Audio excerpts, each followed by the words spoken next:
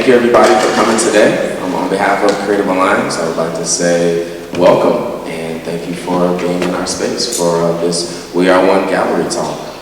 My name is Thomas James. I'm the visual arts curator here, and I'm happy to introduce these wonderful artists that we have in this show. So first, to my left, we have Ernest Shaw.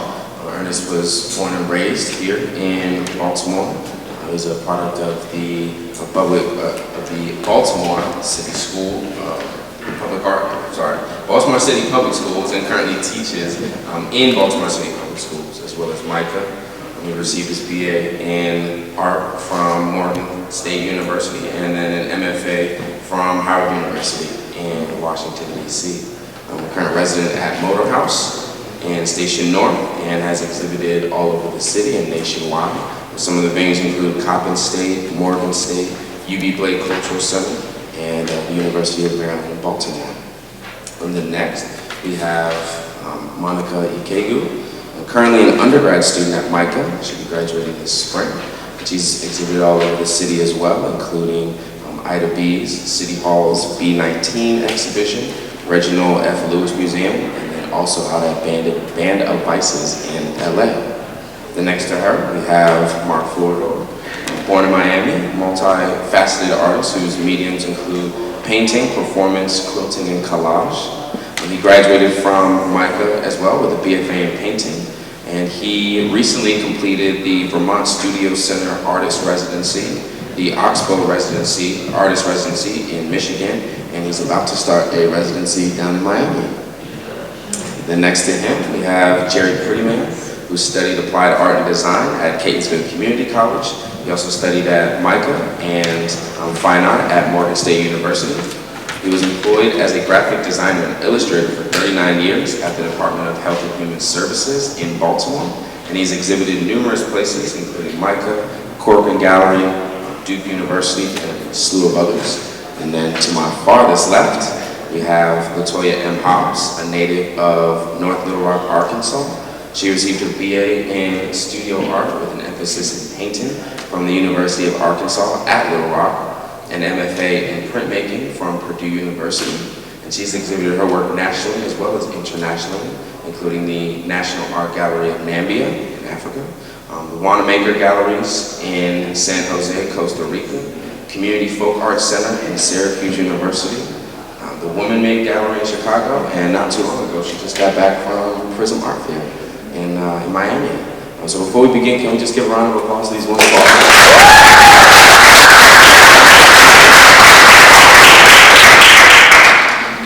All right. So the first question that I wanted to ask today, so this exhibit serves as a cross-generational conversation between Black artists working here in Baltimore and some outside of Baltimore. But we see shows like this that have the same sort of emphasis, whether that's the Generation Show at the BMA, 30 Americans, which is at the Barnes Foundation right now, I believe. And they each possess these elements. So why do you all think it is important to have shows like this that have an element of intergenerationality? And yeah, you can grab the mic there.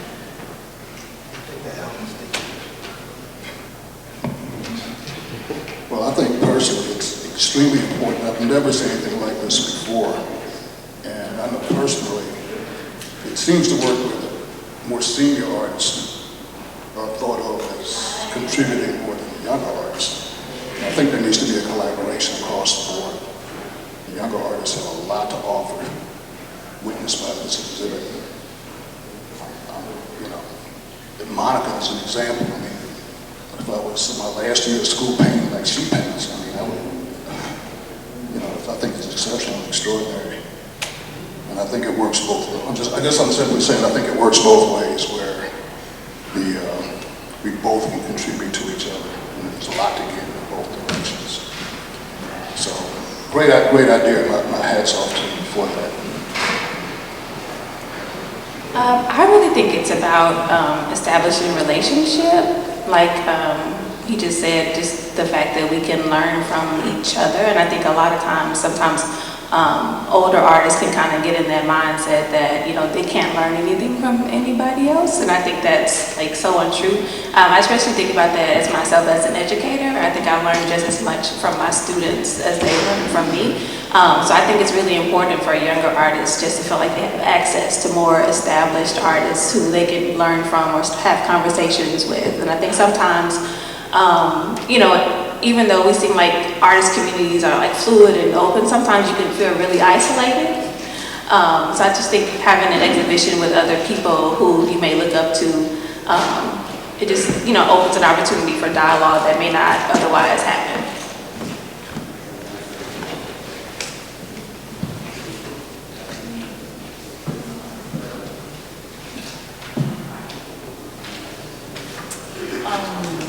For me, I think that,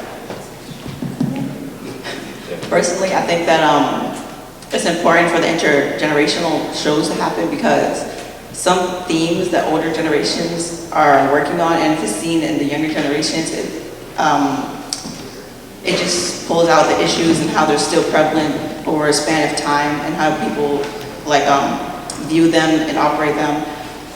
I just think it pulls out, you know, it shows like how a certain idea is transferred over the years and how people view it in different aspects through their own lenses.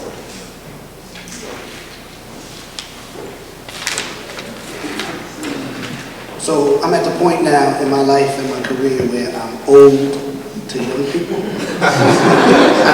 And I'm still young to older. So it is definitely an honor and privilege to exhibit with everyone, especially Mr. Pretty. I've known him for quite some time. He served sort of kind of indirectly as a mentor. Full transparency, when I found out Monica was in the show, I was like, ooh, I hope my paintings aren't exhibited next to hers. Not because I think that her work is better, but it is so skilled and polished. I'm moving in a different direction with my work, so it was an opportunity for me to see and grow, having my work next to her. I didn't tell you, I haven't told you this. Yeah. Okay. So no, but in all honesty, especially as artists of color, specifically what I would consider Black or African descent artists, within the context of the current political climate, I think it's important that elder and older artists stay in contact with much younger artists and like Latoya said, develop relationships.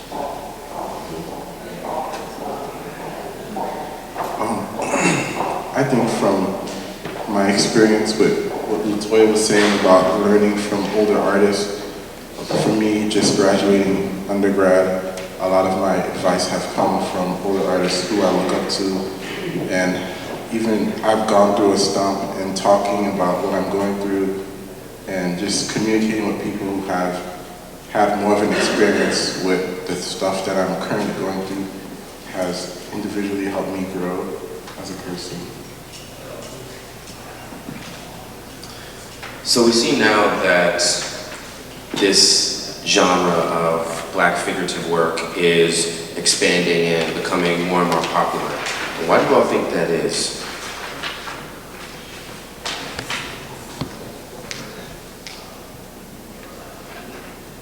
Well, I think just in general, we're kind of incubators for culture in general, and I think a lot, especially right now, a lot of the art world in particular is really taking notice of us. And it's not that we haven't always done these things, but people are really starting to take notice now.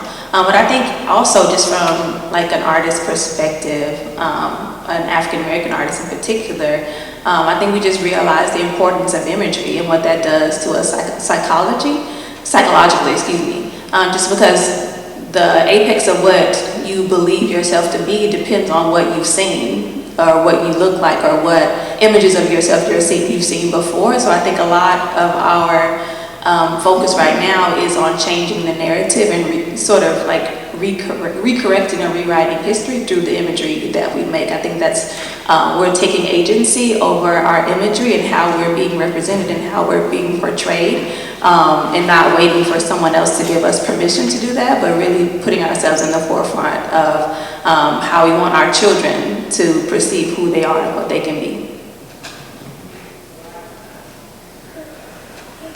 So again, relative to the current political, social, the cultural climate, I'd first like to say that the black body has always been, within the context of the history of this country, spectacle or fetishized. Is that a word? I think so. So it's always been there. However, everything's a matter of perspective. Again, relative to the current political climate, I think that we are in a space, if there's anything that can be, that can benefit us as people of color, specifically as black people, is that in this climate, we have an opportunity, similar to what LaToya said, to have agency over the black body and to define our humanity without without concern of the white gaze.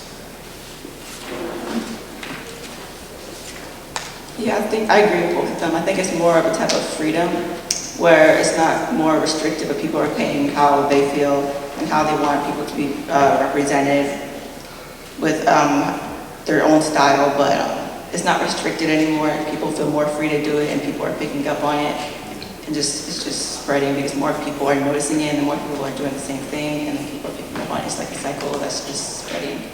So yeah.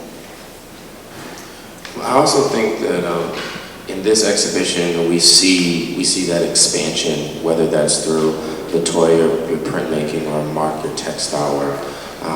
So why do you? I kind of want to hear again why, or what you all see, or how you all see this genre moving forward and being expanded even more.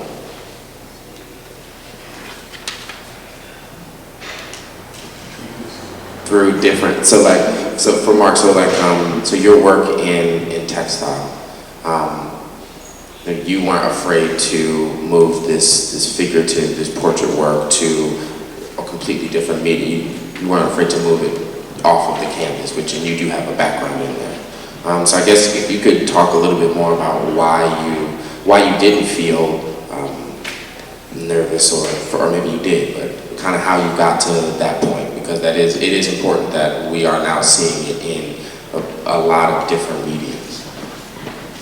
For me, my background is in painting, and I've done a lot of painting in my past work, and just working in a different material and experimenting with different materials has always been enjoyable for me in my process. I grew up with a lot of textiles around my house. My mom's a seamstress, and she's very particular about her fabrics in the home, and using these materials, I'm very familiar with them and the history behind certain textiles and what I can do with them. And also, they're very forgiving for me, and I can dye the fabric, I can rip it apart and put it back together, and yeah. I'll kind of speak to that question. I think a big part of it is that people are just in general, I think, becoming more interdisciplinary, whether it's in their art practice or outside of that, just because, there's a lot more access. With the internet, people can easily look things up, people can easily see what other artists are doing, and that may influence their practice as well. I know even in higher education, particularly with arts and design, there's a lot of push for interdisciplinary education, where students are being exposed to a lot of different things. So if you're a painting major, we don't only want you to know how to paint, we want you to have some digital literacy as well, or vice versa for other mediums. But at the same time, I think it's also a matter of artists just wanting to push themselves and to see what else can be done. I think in particular with artists who work representationally, because sometimes I feel that there's kind of a stigma that if you do particularly representational figurative imagery, then that's I always get the, oh, that's so traditional, kind of like a backhanded compliment.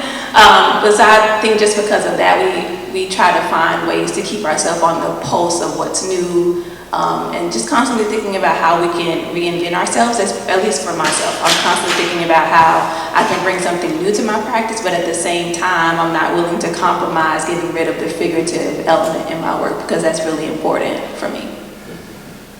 And Jerry, did you have? I did my first juried exhibition in 1975, and a lot of the work was figurative, and for years I've kind of worked on figurative kind of images. And I actually got tired of looking at it. I guess that's the long and the short of it. And I wanted to be more expressive, and I wanted people to actually look at the work and not, everything, all the details are here and this, that, and the other. Actually, I just got sick of it. So my quest was to be more expressive with the work, more creative with the work. And I think why this exhibit is kind of important to me is because when you have representational, more realistic imagery, and then you have images that I've been doing since, well, the 2 images at the back I've kind of recently finished within the last year. And I've got about 20 images in that particular series that I'm working on. And I've been able to combine the design elements, the expressionist elements, and they actually take on a life of their own. It's, I do little sketches, little roughs, and at some point, they kind of evolve into their own space at some point, which is a great thing because I no longer I'm just the vehicle that produces the art, that I don't even know really where it's going. And I think in terms of creating work and expanding and moving ahead as an artist, as an individual artist, I think for me, that has been a very effective path for me. And people that have collected from me, I haven't got any bad feedback, or they seem to enjoy the direction that I'm going. So for me, it's just basically I get sick of looking at what I'm doing, and and after I've been painting for almost 50 years now, plus, and I've accumulated a lot of work. When I go back to my inventory and I look at this stuff, I'm like, there's got to be another way. So, which leads me to Ernest, and I've been following Ernest for a while, and he's going through similarly what I'm going through right now with this, trying to be more expressive, more creative. And the piece that he did today is the first time I've seen it, and I think it's exceptional. And I know he wants to continue in that direction, so I think there's going to be a lot of good things ahead for Ernest's work, and along with everyone else up here. I think there's a lot of talent in this room. And what I've found as the years go by, talent is very relative. There are a lot of strong realist painters. Whatever you look at, there's so many talented artists around. And I think the quest is to be able to keep exploring and keep yourself challenged. Don't get too locked into one particular genre. I think Latoya mentioned that as well. I wanted to be a printmaker when I was younger, and I found out quickly that was not going to happen in my little studio space. It was not going to happen. So I kind of went with the strengths that I had. But even with that, I think the creative part of being an artist is probably the single most important thing above talent. I've seen people that they've called talented artists. They've got the credentials, they've got the background, but that didn't necessarily correspond with the art that I saw. And by contrast, I've seen artists in the basement that could knock your socks off. So I guess my point is that there's the relativity of talent is a very relative term, and to be in creativity may take precedence over the talent. I guess that's it. I'm not even sure what I'm talking about, but I guess that's it. Nah, that was good. Thank you, Jerry. So I kind of want to switch gears a little bit. So in this show, a lot of the work relates to the African diaspora, whether that's the African mass in Ernest's pieces or Mark, which directly relates to your heritage. Can you all speak a little bit about the importance of emphasizing the African diaspora and maybe point out examples of it in your work that's displayed here?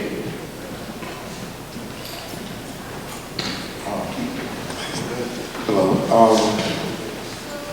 With my work, my family's from Haiti, and I grew up in Miami. I was born in Miami, and a lot of my work, even when I first started making work, I automatically went to making work about my family and my parents, and a lot of it is just me trying to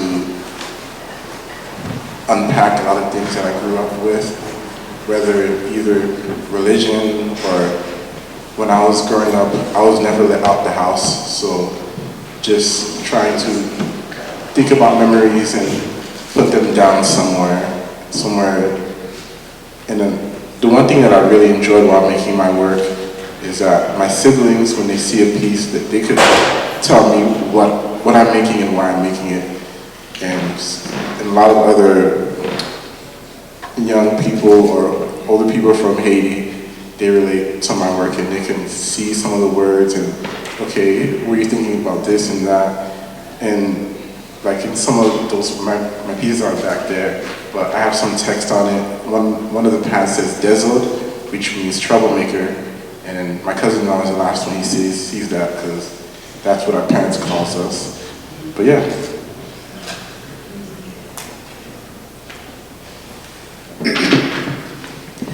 So, in the late 60s, early 70s, I grew up in a two-bedroom apartment on Division Street, right? Carver Hall Apartments. In that apartment, my parents exhibited the artwork of one of their neighbors. His name is Cocky. We call him Cocky within the community. I believe his name was Robert McQueen. And forgive me if I got his name wrong. But anyway, so my earliest memories of seeing artwork was artwork of African women and children on the walls of my parents' apartment.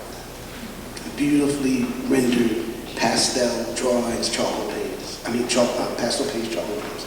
So that stuck with me, that aesthetic. So the mask serves two purposes currently. One, it gives me an opportunity to explore abstraction because that traditional African aesthetic is already abstract, right? From just a visual perspective. But two, there's a movement now, political movement, to deliberately separate African American, and it will remain nameless, but African Americans from Afro-Caribbeans, Afro people from Central South America, and definitely Afro people from the continent. So as an educator, I'm an observer. I think that is a very dangerous political movement, right? So the use of African symbolism, African art, African spiritual iconography also serves the purpose to expose some of my students and other folks to aspects of our history and culture that has been in existence long before the enslavement of Africa, long before the Great Maafa, or what folks just simply call slavery. So not only is it an aesthetic choice, it's a political choice. And I won't go too deep into this, but there is some, there's a deliberate attempt to use certain masks that represent certain peoples and play a certain role or specific role in certain societies. But a lot of that I don't expose, that's a lot of that is personal to me. But those are some reasons for the African stuff.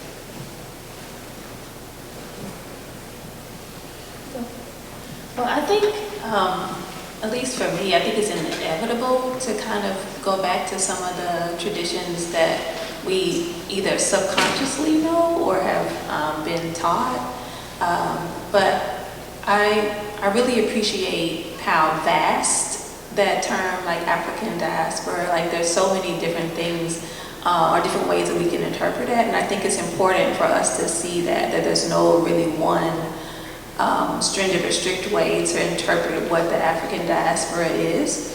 And I also think it's a way for us to see the connections that the commonalities that run through different types of different genres of work.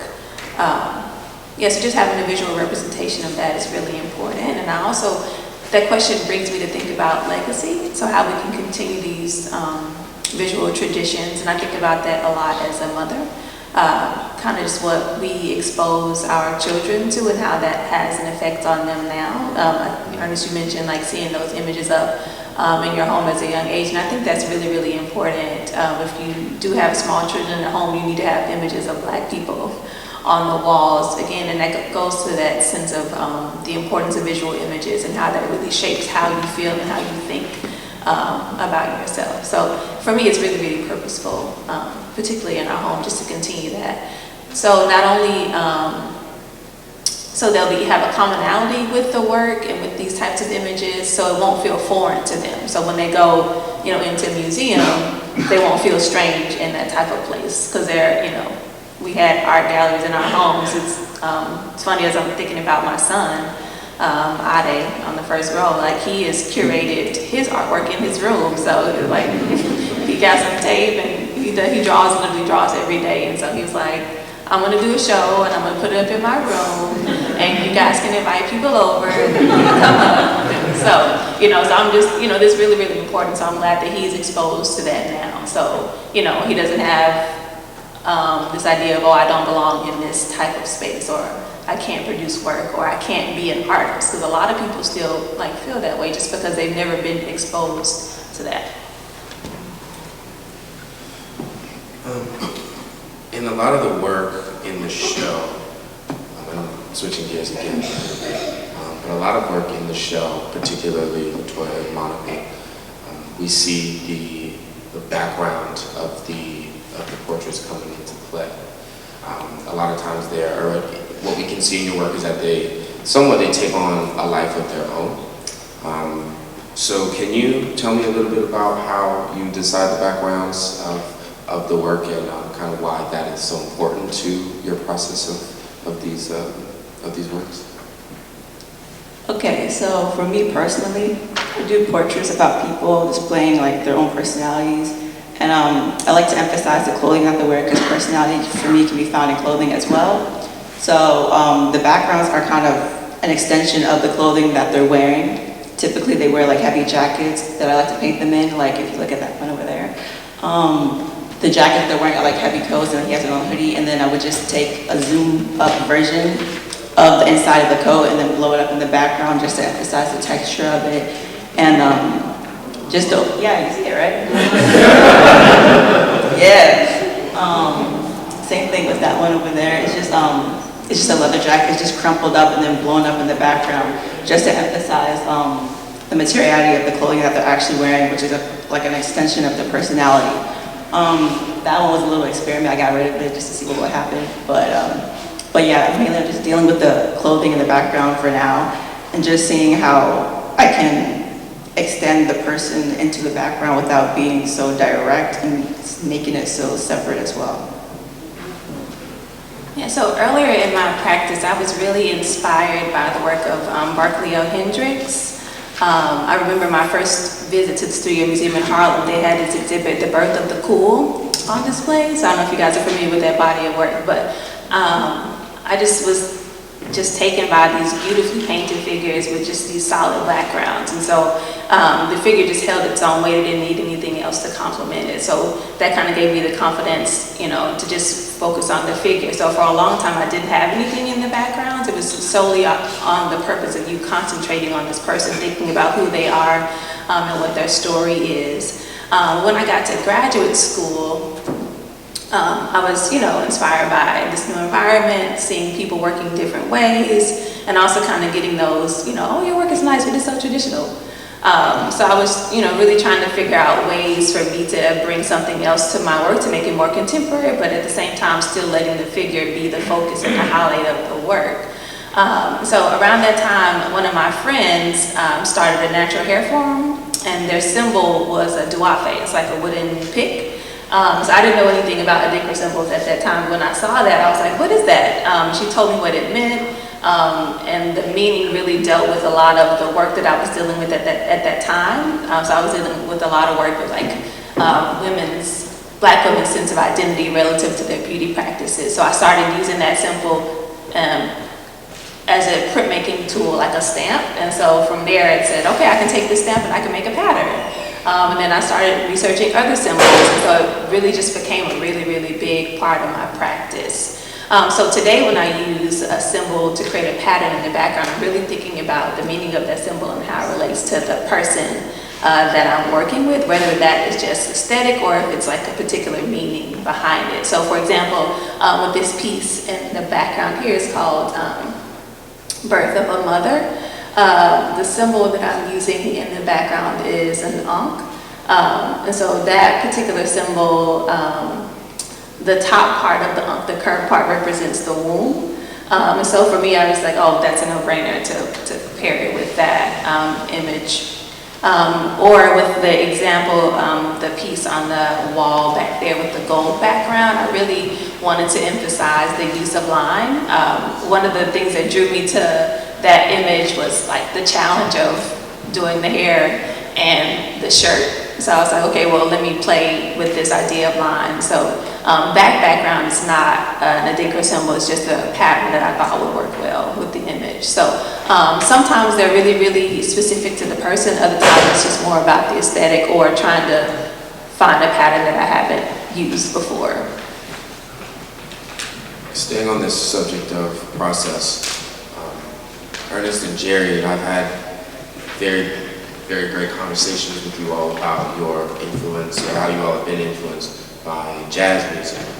Now, you see this a little bit in the pieces, but I think from the conversations that I've had with you all, and I think the audience, it would be good for them to know why you all enjoy jazz music and how that may have played a part in the work that you all have created.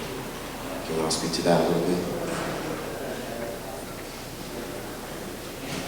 Well, the jazz piece for me started about when I was 10 years old.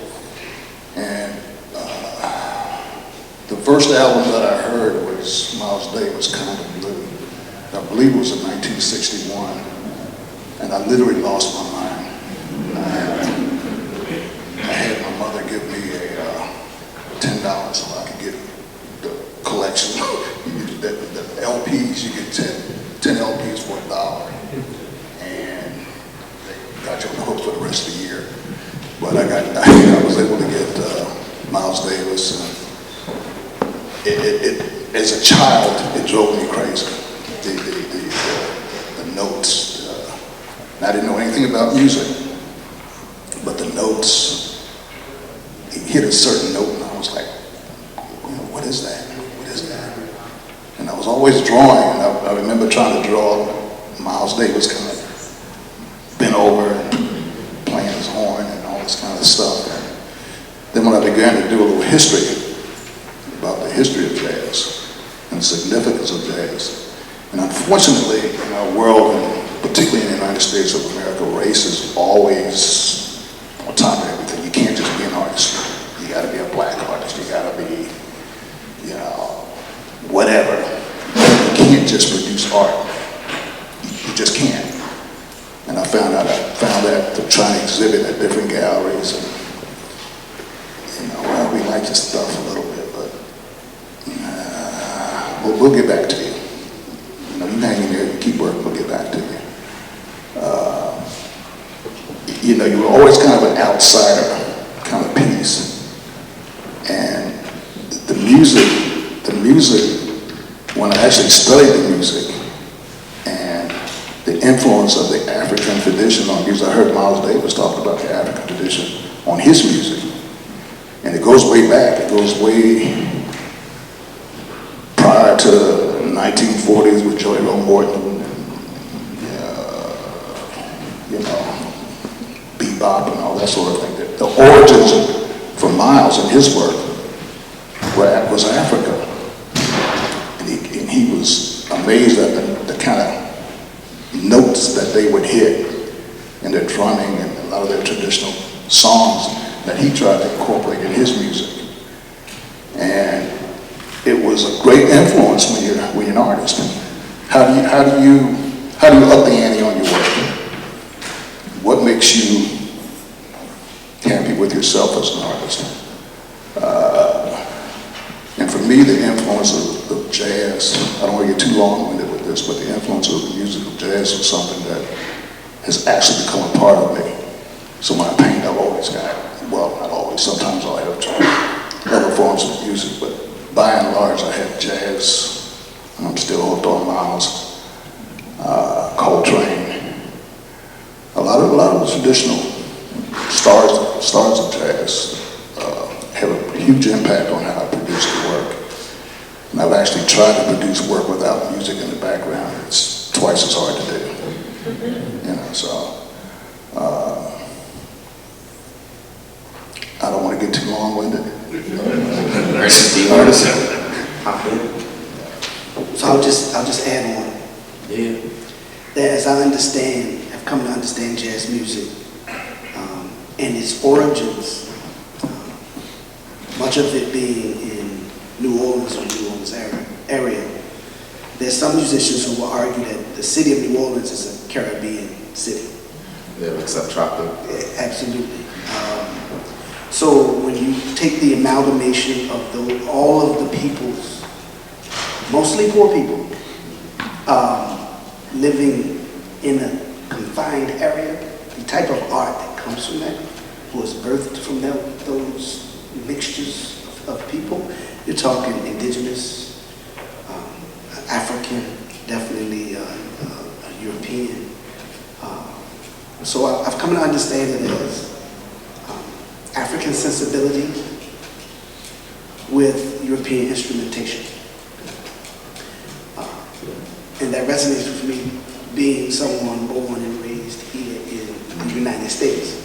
I don't use the term America. I think America is a fictitious, mythical place, similar to Camelot.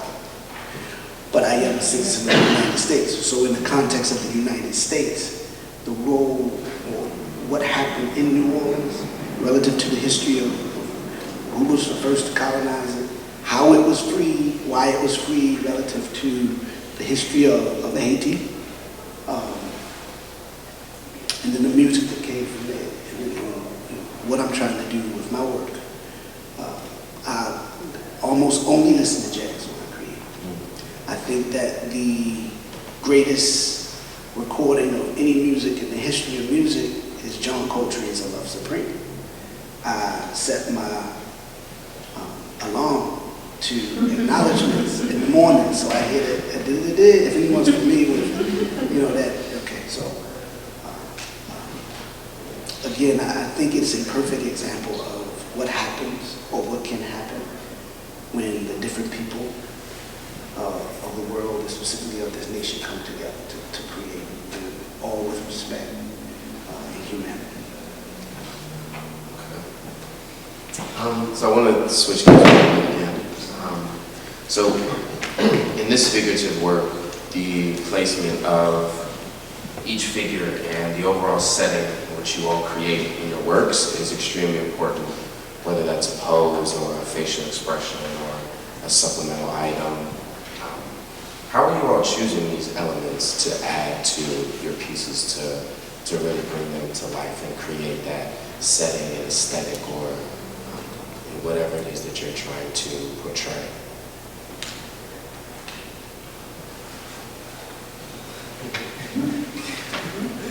Okay, I'll go first. So for me, I personally like to just pick people that are around me, so those two of my brothers. And I'll get them and I'll tell them to pose however they want.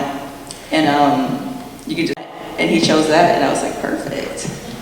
So I basically give them free range to do whatever they want, just like be however you want. She was actually thinking of a pose and she was thinking and I was like, that's nice. So I snapped a picture and that one worked really well because I like to capture things that people are not actually aware of, and she was thinking and she was doing this pose and I was like, okay, keep it right there.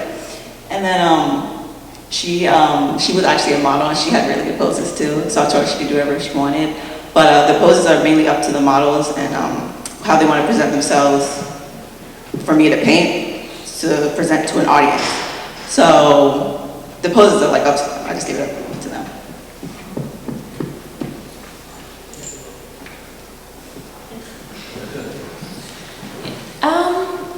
I think a lot of the choices in the work are inspired by just the general sentiment that I'm thinking about if I'm working on a particular series, but it's also very much inspired by the people. So all of the pieces, I try to only use women that I know, that I'm kind of particularly inspired by, whether it's something just about their physical aesthetic or something about the relationship that I have with them. So a lot of it really stems with them. So, you know, it could be something about their face that I just particularly am drawn to, or something about the setting that they're in that relates to them. But a lot of times it's really inspired by, you know, whatever the mood I'm trying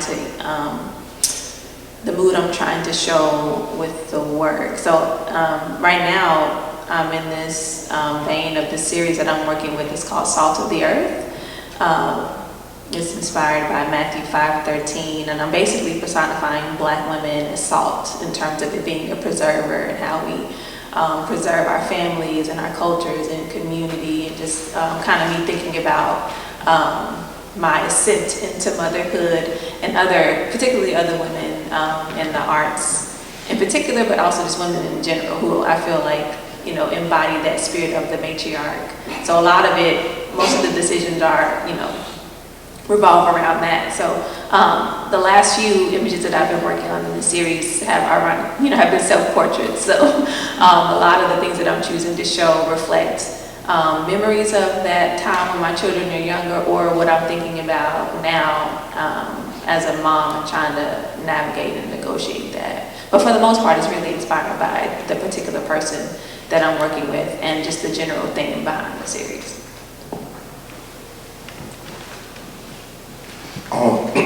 With those specific pieces, they were a mix of all my siblings, and I wasn't trying to make a specific person.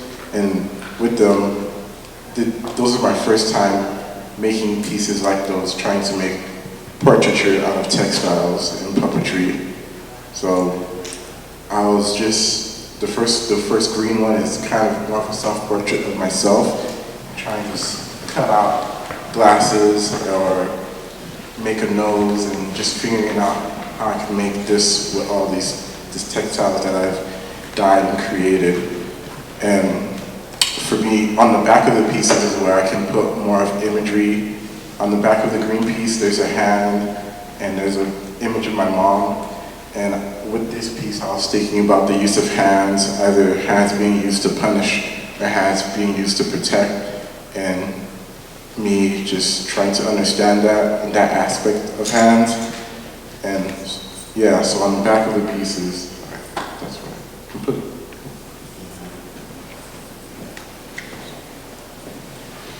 I guess for me, I did an exhibition down in Ferguson, Missouri, when Michael Brown was murdered. And there was a lot of conversation about Baltimore. Baltimore is being spoken about a lot these days. And I wanted to do something, but I wanted to do something more of a positive vein. And so I called this piece, Oh Baltimore. And I did some research, and they were talking about how 17,000 vacant buildings in the city of Baltimore. 17,000. You got homeless people, you got all kinds of stuff in Baltimore. 17,000. And years ago, I tried to get a three-story brownstone, but it was Pratt Street. And I expected the city to send me through some hoops, but they invented some hoops. I mean, you gotta do this, you gotta do that, boom, boom, boom. No, you gotta pay back taxes, you gotta pay liens on property that somebody else accumulated for the last 20 years. I have to pay $35,000 in liens. paintings. And I'm like, wow. I mean, you know, so I decided to do something when Freddie Gray was shot. And I wanted to use the West Baltimore theme of those vacant homes. So I tried to come up with kind of a guy playing a horn and the vacant housing theme and the image of a woman in the background kind of supporting the musician. And so again, I guess that use of color design, that kind of thing was still the focus. But I wanted to be something not too negative appearing. But when I read the history of Baltimore, I did a lot of research on Baltimore and Maryland, the state of Maryland.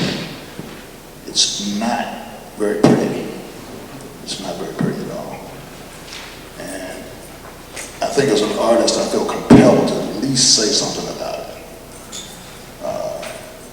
You know, I've had gallery directors say, well, look, can you do some florals or landscapes or something to kind of, because a lot of, to attract an audience that may not necessarily want to purchase art from a black artist.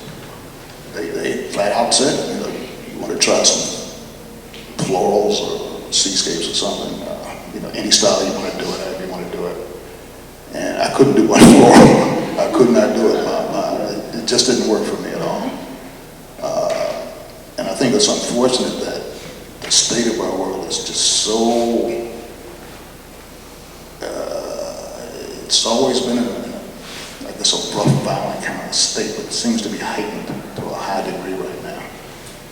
And I don't want to, when I'm gone, I don't want anybody to say, well, Jerry Prettyman did not at least say something about his environment, good or bad, right or wrong. So most of my stuff is politically motivated, socially motivated, and the cultural images. I'm really glad to hear these other artists talk about these cultural images. I think they're extremely important. Our history did not begin in 1619. Long before that, we had contributions to the world. And if you go to a lot of these museums in Germany, particularly in Germany, I had an opportunity to go, and a lot of the traditional African sculptures that they didn't want the world to see. And a lot of the countries, the African countries, are getting their stuff back.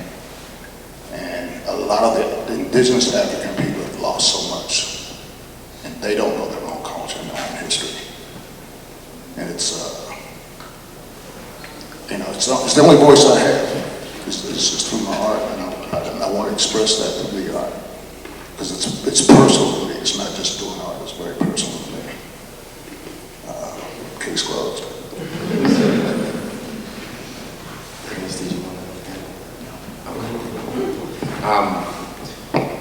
Staying on this subject, how much, when you all are creating the works, how much of the audience's, potential audience's understanding of black artistry or blackness as a more abstract concept, how much of that plays into what you all create, or doesn't at all?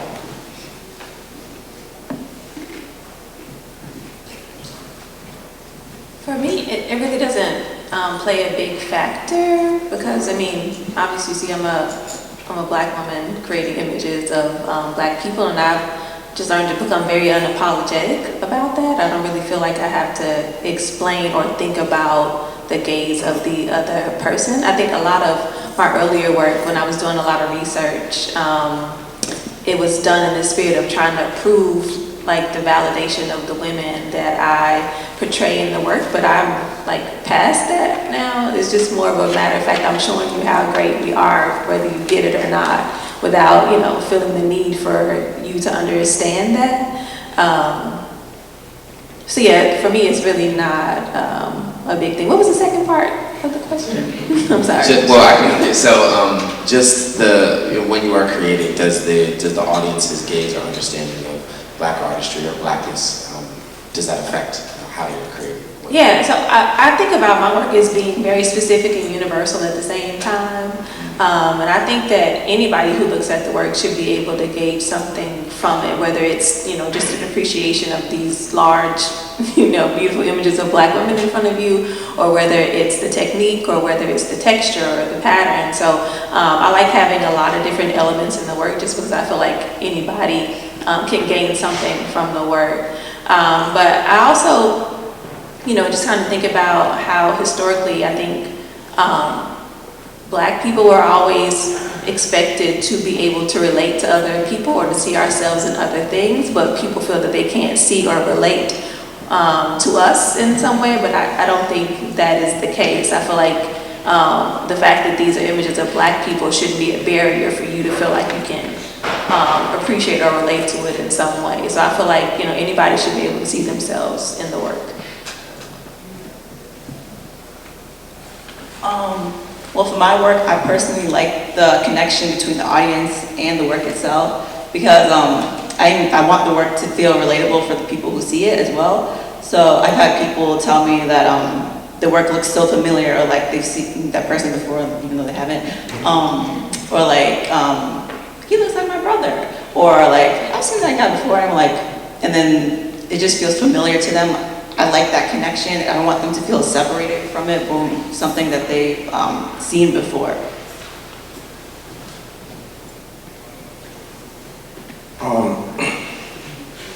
Since my work is very so personal, when I first started making my work, I thought no one would relate to it.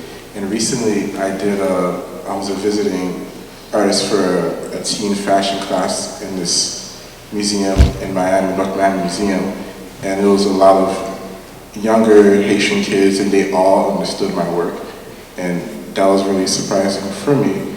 And now I've started to just look at that aspect and see what do they think about my work, and it was like one of the best critiques I had was from like 10-year-old kids.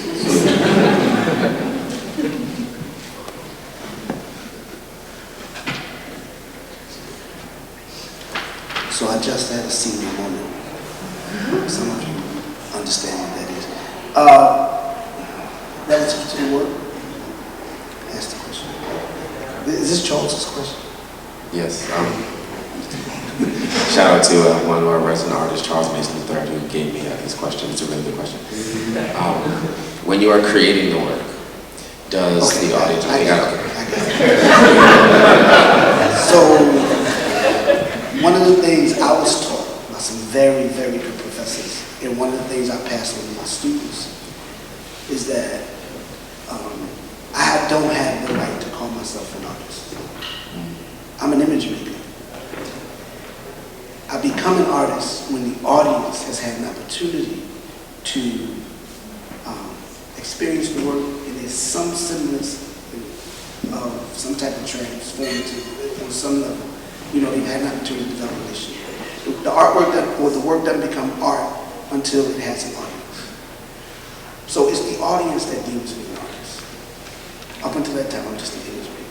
So it's almost impossible for me not to consider the role the audience, viewer, receiver plays in my attempts as a vessel to communicate thoughts, feelings, emotions. So I wouldn't say that the audience dictates what I do, but I would say that I have to acknowledge the relationship between myself and the audience, and then the feedback that I get to continue to do it. Can I add something really quickly? So, in thinking about work, I kind of think about it in this triangle. So you have the artist relationship to the work, the audience relationship to the work. But I think sometimes we don't think about since we're talking about figurative work, we don't think about the model's relationship to the work.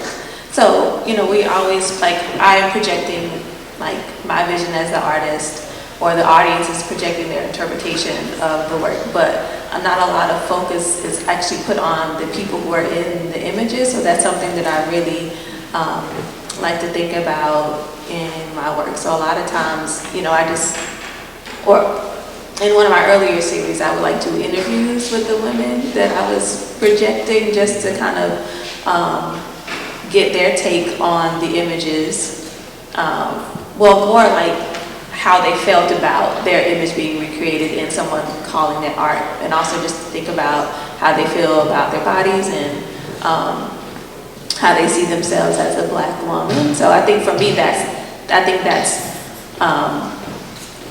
almost more important than the audience per se. And I'm also just thinking about that in terms of just thinking about the objectification of the Black female body in particular. So a lot of times, you know, images are created not with thinking about them in mind, but somebody else putting their opinions, or whether it's the artist or the person viewing the work. So a lot of my motivation is really thinking about how these women see themselves and projecting that out to the audience.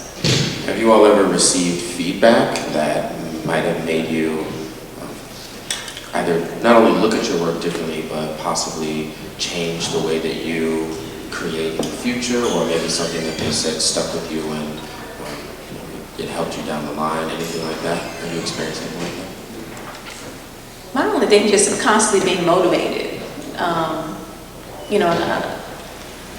know, sometimes I get emails from women or like on Instagram that just about how like empowered the work made them feel, that somebody is really like taking time to emphasize and focus on them. So comments like that, they're always like motivation for me to continue to make the types of images that I make. Sorry, that was an open question. Anybody? That's what the answer. I think it's kind of a consensus. Always. Yeah. Okay. Well, so I also wanted to ask, and it's a great segue. So identity seems to play a large factor in a lot of the work in this show. So what does that word mean to all of you all in the context of when you all are creating?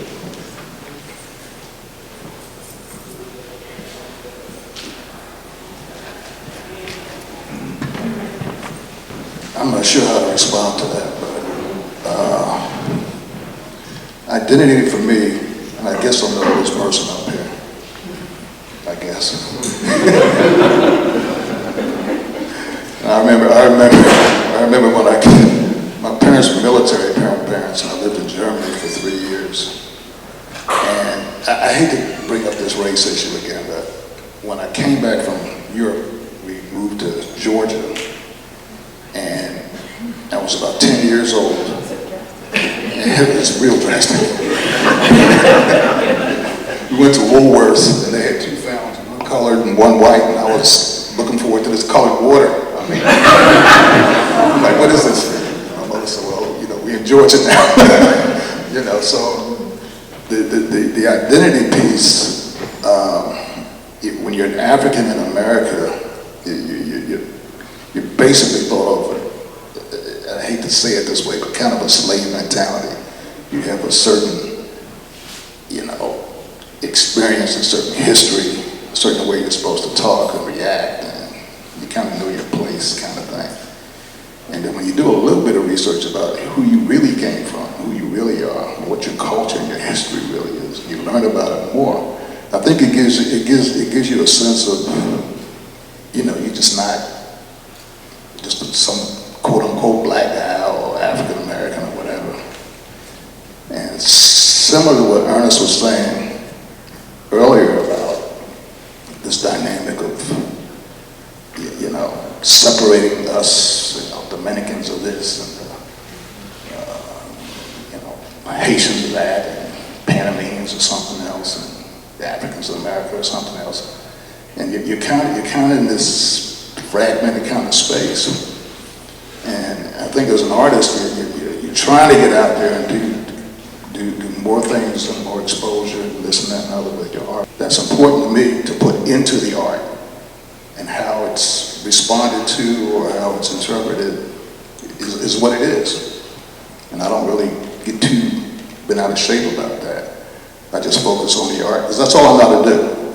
I'm not a businessman, I'm a horrible businessman. I can't balance my checkbook half the time. And, you know, all I know how to do is art. So that's what I stick with. That's my gift. And I just try to work it the best way I can. And, so when you see the art, a lot of people say a lot of the older people say they see more of me in the art, they identify me with the art. I don't care what, you know, some expressionist piece or more abstract kind of piece. And that's my greatest appreciation for what I do. I guess that's it. I think that just the term identity in and of itself is a really multifaceted concept. I don't think there's really any one thing that can fully constitute identity. It's kind of a combination of all of the things, influences that kind of determine who you are and how you see yourself, and how you move and operate in this world. So it's not just one thing, you know. I think sometimes people like to kind of marginalize it and let race be kind of the forefront of that. But I think even if you look at like race, particularly like you're talking about like the African American experiences, that is multifaceted in and of itself. So you really can't just pin it down to one thing. So there's so many things that constitute our identity outside of our race. So you also think about economics, you think about your geography, you think about just, you know, the traditions in which you were raised in. Like all of those things work together to help you to express to the world what your sense of identity is. And I think that just goes across the board for everybody.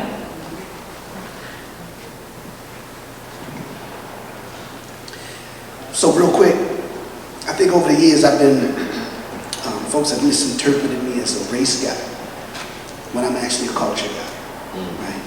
So in being a culture person, that allows me to become an observer. And as an observer, I seek commonality among all cultures. And it's very easy to see. When you elevate beyond race, race being socially constructed, real but socially constructed, right? Just not scientifically. So, being a culture person, you begin to find commonality. You begin to do that. This is a culture.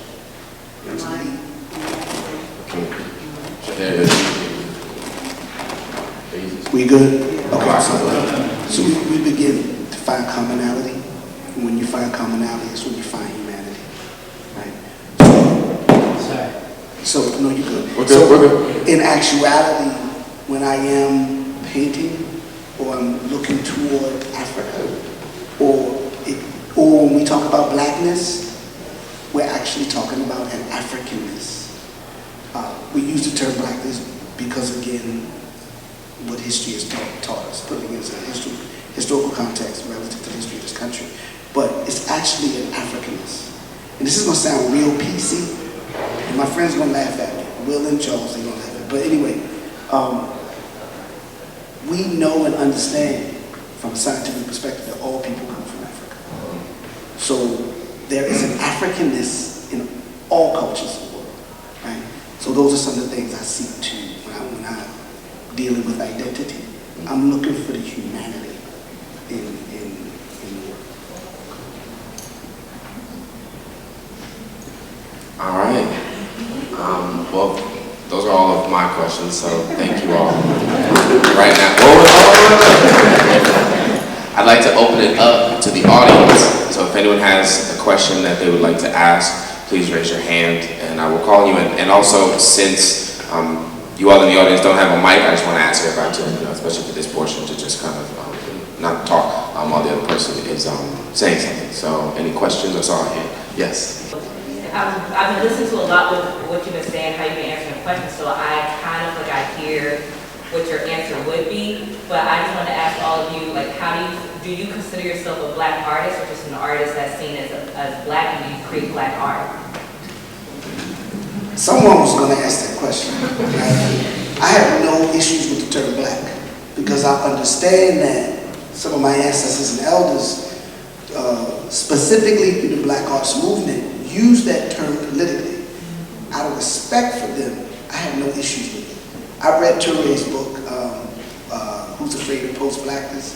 And we all know about Pharrell's, what is Pharrell's stuff? The new black, right? So, yeah, I'm getting older, so.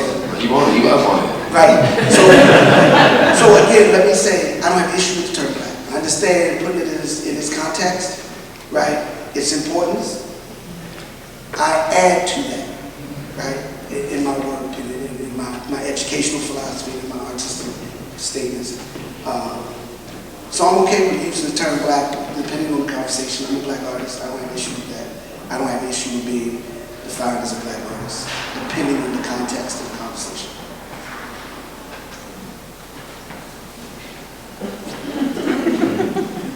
Well, it's funny that you asked that question because there was just an article in Art in America just kind of posing that exact question. So after reading it, it kind of made me, and that was like literally yesterday I finished reading it. Just made me just kind of think about that a little bit because they pose a lot of different questions. Like first of all, what is black art or what is a black artist? Are we just using black just solely as an adjective just to describe a certain thing? But I'm kind of in the same vein as Ernest that I don't see black as a derogatory thing in the concept that like earlier in the art world or the museum establishment, the label of a black artist was seen as something that was less than or a reason to be set apart or a reason for that particular person not to be taken seriously because black art is substandard as opposed to what white artists are doing. But I don't see the work that I do as substandard to anything, so I'm okay with the term black art. But if you're just thinking about it from a practical standpoint, I am a black, African American or black, I use those interchangeably. I'm a black person producing black art. So in the literal, I am an artist. I don't see it any different. I'm a black artist or I'm an artist who happens to be black. But at the same time, kind of going back to what I was saying earlier, I don't feel like the term blackness should be a barrier for you to feel like you can access the work. And I think that's pretty much what the problem is that I see is that people refuse us to see us out of that state of otherness. Like, I don't feel like you have to ignore the fact that I'm black in order for my work to be respected. That's why I have a problem when people, say, and I think people are well-intentioned when they say, oh, I'm colorblind, I'm a tea color. I'm like, yes, you do. You see color. You see color. You shouldn't have to, ignore the fact that I'm black in order to treat me well. Everybody sees color. If somebody robs you and the police say, well, what do they look like? You're going to see that color. You're going to recall what that was. I think that, for me, that's the core of the problem, is this desire to have this kind of totem pole of what is, this sense of hierarchy. But I feel like, again, anybody should be able to see, to see some type of validity in the work. So I personally don't, take offense to that or have a problem with that label. Do we have any other questions from the audience? Could I just piggyback off of that question? Just really, do you think it's necessary, though, for the audience to know that the artist is black, to understand, to appreciate or understand the work is really for everyone? I think sometimes it helps with the context and the content and the motivation behind the work. But for me, it still doesn't take any, that's a tough question because, I've been in conversations with other artists who are white who happen to produce images of black people. So there was an artist who came to Micah in particular, very phenomenal painter, but people kind of question his motivation, why are you painting these images of black people? And so for me, I don't know, I think I have to know what the motive of the artist is and how and why, they're creating the medium. But I still can appreciate the work. I still can see that it's a great painting regardless of who painted it, but it does give me more insight in terms of what the particular artist is trying to convey, or where their heart is, so to speak. Well, from what I've been able to see, it means that they can pay you less and expect a lot more from you. Okay, because I've seen some white artist thing. I saw that guy, well, somebody will understand what I'm talking about. There was somebody that painted a canvas. It was a wonderful canvas. He painted half of it black and half of it white. And they gave him, some museum gave him huge sums of money for that. Okay, now I don't know what they called that, but to me it was a waste of canvas. Okay, now they tried to explain it. It was, nobody else saw it. It was in magazines. It was whatever. And they made a big deal out of this. And I'm sorry, to me, when you do artwork, it's supposed to say something, not just be some decorative thing, or else you just get some wallpaper and throw it up on a wall. I think that kind of goes to us changing the standard of what we expect and how we expect to be treated. So I don't accept the fact that you feel you can pay me less because I'm a black artist or whatever. The work is what it's worth, and if you either you buy it or you don't. And I think a lot of, at least I know a lot of younger artists, we're kind of setting the tone for what we expect and how we expect to be treated. So I think I see a change in that as well. And I think a lot of younger artists are becoming more savvy, are making relationships with older artists, or just getting information in general. And then a lot of us, we're kind of establishing our own thing, so we aren't necessarily dependent on the larger art world to validate us. That's why I see things kind of moving. So you have a lot of, at least when I was in Miami, I ran into a lot of people who are starting nonprofits, started their own organizations so that they can help and support the artists that have been underrepresented, and that they see, moving forward in the future. So I think a lot of us are just taking our own agency over that and just kind of knowing what our worth is, and not settling, even if, end up having to hold on to the work for a little bit. If you keep working, it's going to sell eventually. So. All right. Is you in the back with the red hat? I'd just like to know where each of the artists is from, or is there a particular region that they culturally identify with? Big drill. Baltimore. Don't the Ravens play today?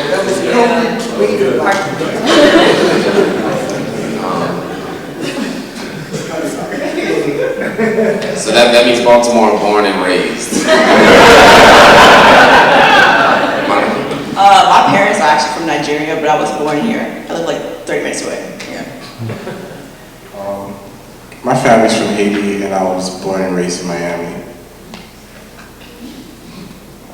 I'm originally from Chicago. I came here in '61, and my parents were military parents, so I don't really identify as anything. So I'm a Baltimore now, so.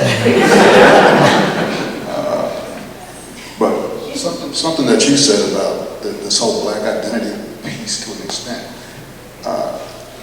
I'm not sure what I think about that technically. A gallery director called me and said, "Jerry, I think I got a piece sold for you." It was a guitar piece. It was a guitar, 3 different guitars on a painting. And he said a woman came in several times. I think she was going to buy it. She's going to bring her husband in, and he's going to have to stamp it or whatever, blah, blah, blah. So in the interim time, he was also doing framing for me, and I went out there. I had to get something framed quick, and I went out there. The woman just happened to come in. The guy said, "Oh, Miss So-and-so, this is Jerry Pruitt, the artist." And she said, "Oh, blah, blah, blah, blah." She never came back. Now, I don't know if that was she saw Jerry Pruitt there or she changed her mind, but there's always that little something, and, so for me, it's kind of always, I think at my age and the experiences that I've had, it's kind of always there. You can't escape it. And it's unfortunate that you can't just do a piece of art and that's it. Or if a white guy does a black image, does he have some kind of subversive agenda about the art. I've been, back in the day, Black History Month, you were the greatest artist in the world. Had a show, and there was a white young lady in the show that won all the awards and sold all the pieces. Everybody in the show was pissed off. I think I was pissed off. I'm like, this stuff is so bizarre, you can't, nothing makes any sense. You can't just say definitively, this is this, that's that. It's always this little something. And driving home from that show, I started getting pissed. Black art show, they got a white woman and a black, quote unquote, black art exhibit. And particularly back during that time, there weren't a lot of places to show. There wasn't a lot of places to exhibit, so it kind of meant something. But that little, there's always something that kind of separates the black artist from everybody else, including other people of color, if you want to put it that way, from other diasporas. That there's always a little something, always, it's like a little wedge, it's kind of always there, and you can't get away from it. And I'm going to leave that alone, as far as I go with that one. I'm originally from North Little Rock, Arkansas, but I moved here in 2013 right out of graduate school, so I've been here almost 7 years. All right, any more questions from the audience? I think I saw a hand up over there somewhere, maybe not. All right, yeah. We came in late, and maybe you've already covered this, but I believe they might be Ms. Hobbs' pieces. Could you, the artist, speak on the two pieces that they're kind of a gray tone or a sepia tone? Could you speak to that issue? Yeah, those are my pieces. And so as I mentioned earlier, these works are from a series called Salt of the Earth. So do you have a question about like process or the imagery itself, or just about the work in general? Yeah, so the color palette is again inspired by this particular series, so I'm purposely working in a limited palette. Part of that is just because of my printmaking background. I really just love the contrast of like strong black and white imagery, and I also love gray. Gray is my favorite neutral color. But I think an underlying theme of this series is just kind of thinking about my transition into motherhood and what that role means. And just, I think there's a lot of gray area in that role. At least for me, there is. A lot of times you think about how important that role is, and there can be a lot of like doubt in terms of like, am I doing the right thing for my child? Am I raising them the right way? Some days you feel like you got it down, and then as they continue to grow or progress, there comes a new set of challenges that you have to learn to navigate. So it's kind of part of that. And then other colors in the palettes that I'm working with are just metallic. So there's a lot of gold and silvers, and some of the other pieces there's kind of copper tones, and then also just black, white, and gray. So I'm just working with a particular palette that kind of reflects the vein of the series that I'm in. For the artists, do you all have any questions for each other? It's cool if those who find the answer. I was just... well, if you all want to chew on that. Really quickly, before we wrap up, again, I want to thank everybody for coming here to Creative Alliance. I'm just going to apologize now for the parking. Something that a complaint we always get. But before everybody leaves, I just wanted to make you all aware of a couple really cool things that we have coming up here at Creative Alliance. On January 25th, we have the opening of our On the Verge 25 New and Emerging Artists. It's going to be here in the main gallery, and it's going to feature 25 up-and-coming artists that are working here in Baltimore. The show is going to be crazy. And then on February 8th, we have 10 Minutes Tops, which is our resident artist talks in the theater, and then open house upstairs. Speaking of upstairs, we actually have the resident artist show up right now. It's called The Notable Letter H, and it was curated by Sheena Morrison. So if you all would like to check that out after this, that would be amazing. But again, the 25th of January, On the Verge opening here, and then on February 8th, we have the 10 Minutes Tops open house and artist talk event. Would you? So real quick, I also wanted to thank Thomas for doing an exceptional job of bringing these artists together and curating the show. Thank you, I appreciate it.